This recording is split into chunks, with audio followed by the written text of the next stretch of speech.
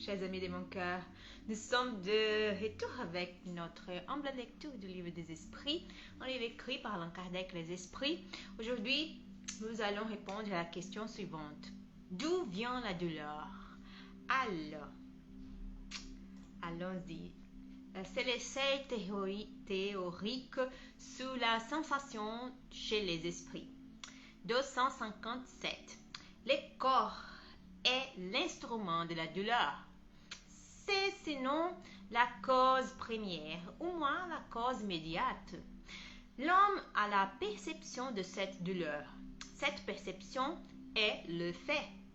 Les souvenirs qu'elle en conserve peuvent être très pénibles, mais ne peuvent avoir d'action physique.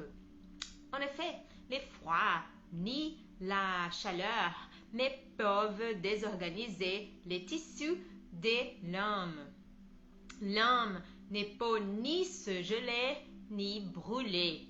Ne voyons-nous pas tous les jours les souvenirs ou l'appréhension d'un mal physique produire l'effet de la réalité, occasionner même la mort?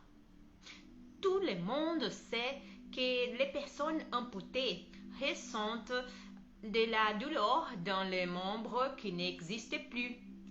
Assurément, ce n'est point ce membre qui est le siège, ni même le point de départ de la douleur. Le cerveau en a conservé l'impression. Voilà tout.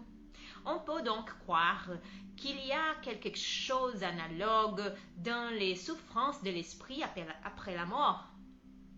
Une étude plus approfondie du père-esprit qui joue un rôle si important dans tous les phénomènes spirites, les apparitions vaporeuses ou tangibles, l'état de l'esprit au moment de la mort, l'idée si fréquente chez lui qu'il est encore vivant, les tableaux si saisissants des suicidés, des suppliciés et des gens qui se sont absorbés dans les jouissances matérielles et tant d'autres faits sont venus jeter la lumière sur cette question et ont donné lieu à des explications dont nous donnons ici les résumés.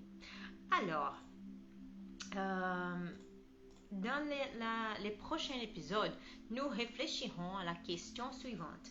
Qu'est-ce que c'est les père-esprits? Qu'est-ce que c'est les père-esprits? Eh bien, nous terminons notre lecture pour aujourd'hui. J'espère que vous l'avez apprécié autant que moi. Que Dieu vous bénisse tous. Bisous. À la prochaine.